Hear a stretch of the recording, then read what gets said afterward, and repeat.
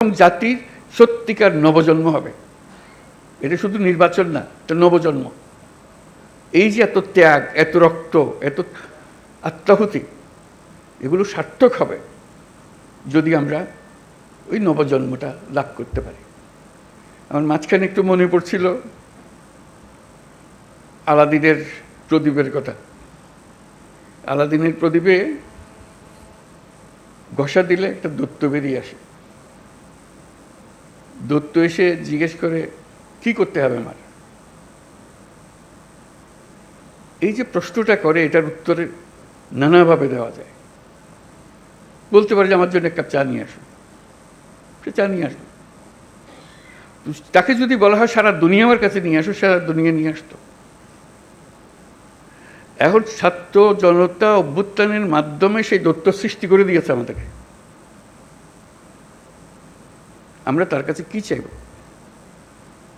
আমরা কি তার কাছে এক কাপ চা চাইব, নাকি আমাদের দুনিয়া পাল্টে ফেলতে চাইব? এটি হলো আমাদের হাতে। কাজে কোনো বিষয় ছোট আকারে না দেখা, যে আমরা এই জাতিকে একেবারে সমস্ত সম্পূর্ণ ভিন্নভাবে তৈরি করে দিয়ে যাব, এটি আমাদের হাতে সুযোগটা এসছে। এরা ছাত্র জনতা আমাদেরকে এই সুযোগ দিয়েছে। সেখানে ছোটোখাটো বিষয়ের মধ্যে আটকে গিয়ে আমরা যেন মূল বড় জিনিস থেকে হারিয়ে না ফেলি।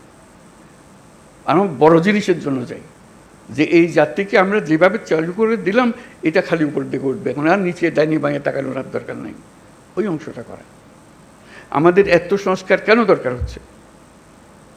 দরকার হচ্ছে সব পথঘাট বন্ধ করা, স্বৈরাচার আর কোনো দিক থেকে যেন বাইরে আসতে না পারে আমাদেরকে। এইটি আর কিচ্ছু না, বাকিটা আমরা জানি।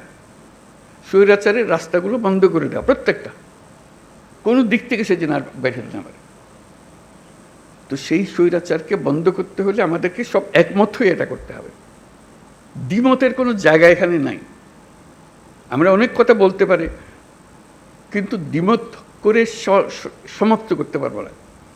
আমার একান্ত আবেদন, যখনই আপনি এই সনদ করবেন, কোলাকুলি করে যে হ্যাঁ আমরা একমত হয়ে গেছি, তাহলে নির্বাচন ইত্যাদি সব সার্থক হবে।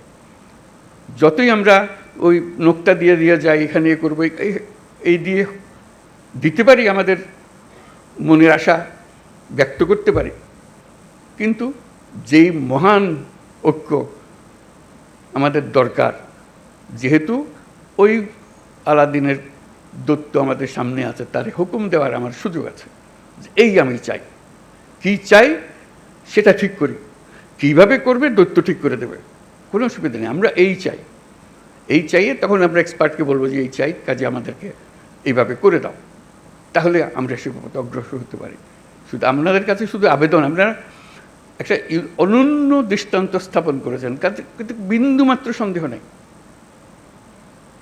যখন ঐক্যমত্য কমিশন গঠন করলাম, আলী রিয়াজকে বললাম, উনিও জানেন না এটা কী জিনিস, সদস্যরাও জানেন না এটা কী জিনিস, আমরা চেষ্টা করে দেখি, সবাই মিলে দেখি, ইট ক্লিকড, আপনারা গ্রহণ করেছেন।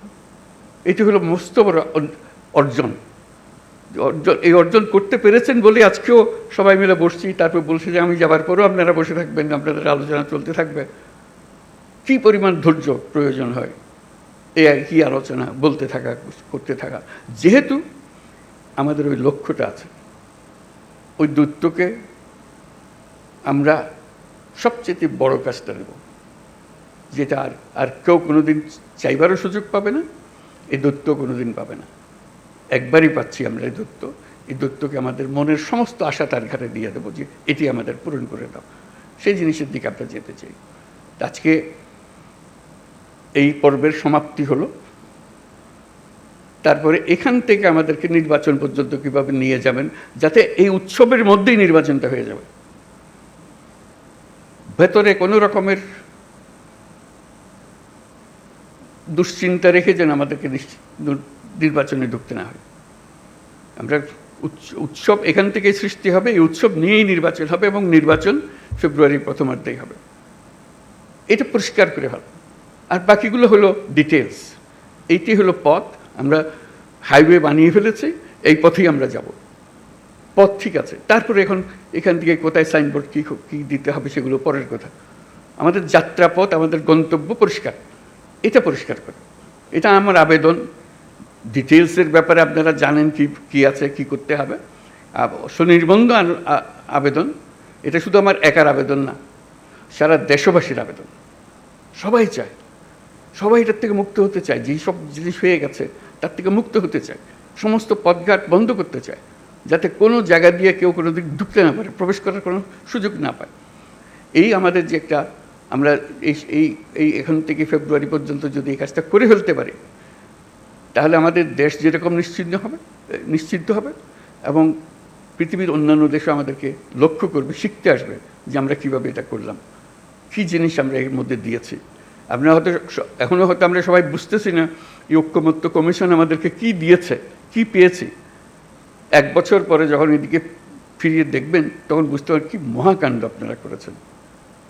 2 বছর 10 বছর পরে যখন অন্যরা দেখবে, তারা অবাক বিস্ময়ে তাকাবে কি কাণ্ডটা আপনারা করেছেন। কাছে এটা যেন নিখুঁত হয়, নির্দোষ হয়, যে এমনভাবে আমরা করব যে এটার থেকে একটা নতুন জাতির জন্মগ্রহণ করলো। আপনারা জন্মগ্রহণের এই সূতিকাগারটা তৈরি করে দিলেন, এখন সে তরতর করে এগিয়ে যেতে থাকবে। সেই আবেদন আপনাদের কাছে। এই পর্যন্ত যেটুকু করেছেন এটা ইতিহাসের একটা স্মরণীয় অধ্যায় রচনা করেছেন, সেই অধ্যায় থাকলো।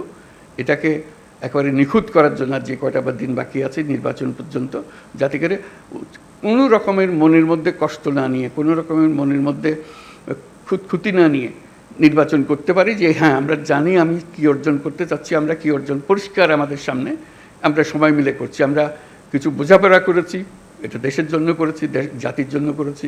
এটাই একমাত্র সুযোগ। আর এই সুযোগ আর জীবনে আসবে না। ওই আলাদিনের সেই দৈত্য আর ফিরে আসবে না। একবারই সে একবার জিজ্ঞেস করবে, আর জিজ্ঞেসও করবে না, আর আমরা সুযোগও পাবো না। কাজেই এইবারই যেন আমরা সেটা সমাপ্ত করতে পারি। আপনাদের সবাইকে অশেষ ধন্যবাদ। আর বিশেষ করে ঐক্যমত্য কমিশনের যারা সদস্য, যারা দিনরাত পরিশ্রম করেছেন, তাদেরকে ধন্যবাদ। এবং প্রফেসর আলী রিয়াজকে ধন্যবাদ। কত ধৈর্য সহকারে উনি করে গেছেন। এটা এত পরিশ্রম করে এটা করবেন, এটা আমার মনে আসে নাই তখন যখন আমি আলাপ করলাম। এখন দেখছি ওনার যে কন্ট্রিবিউশন আপনাদের সবার সঙ্গে এই দিনের পর দিন আলাপ করে একটা রাস্তা বার করার জন্য, সেটা যেন আমরা সফল হই, সবাই মিলে সফল হই। সবাই মিলে পরিশ্রম করেছেন আপনারা। কাজে এটার জন্য এটা ব্যর্থ হবার কোনো সুযোগ নেই আমাদের কাছে। আমি সে কথাটাই জোর দেওয়ার জন্যই বারে বারে বলছি, এই একমাত্র সুযোগ, এবং আমাদেরকে এটা গ্রহণ করতেই হবে। এটার থেকে বিচ্যুত হবার উপায় নেই। সমঝোতা বলেন, ঐক্য বলেন, যাই বলেন, যখন নির্বাচনে যাব একমত হয়ে সবাই যাব। এর মধ্যে কোনো দ্বিমত আর আমরা রাখবো না। এই একমাত্র আমাদের জীবনের অভিজ্ঞতা, এটাই হবে। একটাই অভিজ্ঞতা পাবো।